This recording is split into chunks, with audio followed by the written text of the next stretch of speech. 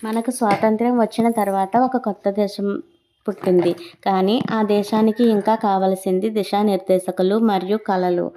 భారత ఆర్థిక వ్యవస్థ శూన్యం దగ్గర మొదలైంది.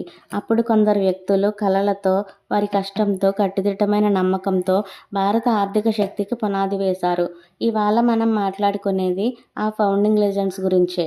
ధీరూభాయ్ అంబానీ, రతన్ టాటా, నారాయణమూర్తి, అజీం ప్రేమ్జీ.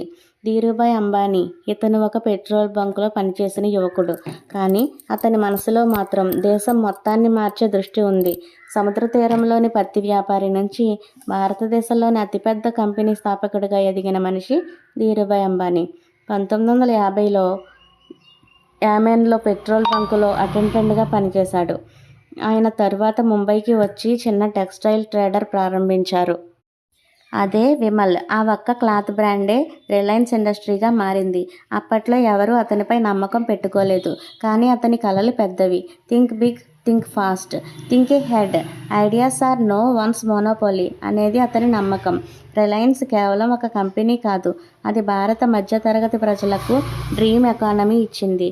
ధీరూభాయ్ చూపించాడు, ఒక పెట్రోల్ పంప్ యువకుడు కూడా ఇండస్ట్రియల్ ఐకాన్ అవ్వచ్చు అని. 2. Ratan Tata, the gentle man of industrialist. ధనవంతులైన కుటుంబంలో పుట్టిన రతన్ టాటా అతని గమ్యాన్ని మాత్రం సులభంగా ఎంచుకోలేదు. 1991లో భారత మార్కెట్ మారిపోతున్నప్పుడు టాటా గ్రూప్స్కి ఒక కొత్త దిశ కావలసి వచ్చింది. రతన్ టాటా ఆ దిశను ఇచ్చాడు. నానో కార్ లాంటి ప్రాజెక్ట్స్ను, మిడిల్ క్లాస్ భారతీయుడి కలలను నెరవేర్చాడు. అతని వ్యాపారం అంటే కేవలం లాభం కాదు, మనుషుల యొక్క విలువలు. I don't believe in taking right decisions, take decisions and make them right అనే విలువతో భారత పరిశ్రమలను కొత్త ఎత్తుకు చేర్చాడు. 3. Narayana Murthy, the code that built India. 1970లో ఐటీ అనే మాట కూడా మన దేశంలో వినిపించేది కాదు. కానీ ఒక వ్యక్తి ఆ రంగంలో భవిష్యత్తు చూశాడు. అతడే నారాయణమూర్తి.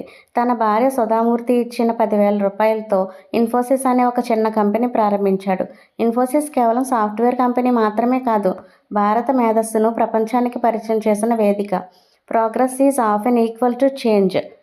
ఇన్ఫోసిస్ ద్వారా భారతీయ యువతకు కంప్యూటర్ ఒక భవిష్యత్తు అని నారాయణమూర్తి చూపించాడు. 4. Azeem Premji, the silent transformer. Azeem Premji ఒక రిచ్ బిజినెస్ మ్యానే కాదు, ఒక హంబుల్ రిఫార్మర్.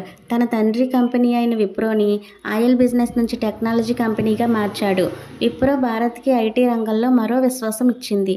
అజీం ప్రేమ్జీ చెప్పిన మాట ఒక్కటే, success is achieved twice, one in the mind then in the real world. తన దాతృత్వం, వినయం, దృష్టి ఇవి అతన్ని సైలెంట్ బిలియనియర్గా మార్చాయి. ఇవాళ మనం చూసే ప్రతి స్టార్టప్, ప్రతి యువ వ్యాపారవేత్త ఈ మహానుభావుల నీడల నుంచే పుట్టారు. వాళ్ళు సృష్టించింది కేవలం కంపెనీలు కాదు, ఒక నమ్మకం.